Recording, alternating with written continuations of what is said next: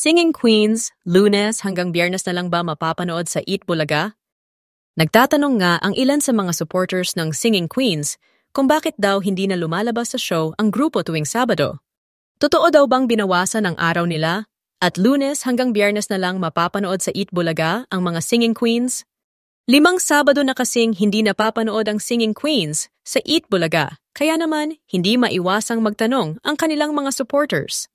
Alam naman natin lahat na nakalaan talaga ang segment na Paraffy para sa mga Singing Queens. At alam din natin na madalang magkaroon ng Paraffy tuwing Sabado, lalo na ngayon na mas nakafocus ang Eat Bulaga sa Grand Finals ng The Clones, kaya mas mahabang oras ang nilalaan ng show para dito, at wala ng oras para sa mga Singing Queens.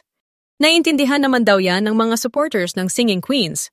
Pero sana naman daw ibigay na sa Singing Queens ang opening production ng show, para kahit daw walang Paraffy ay present pa rin ang mga Singing Queens tuwing Sabado sa Eat Bulaga.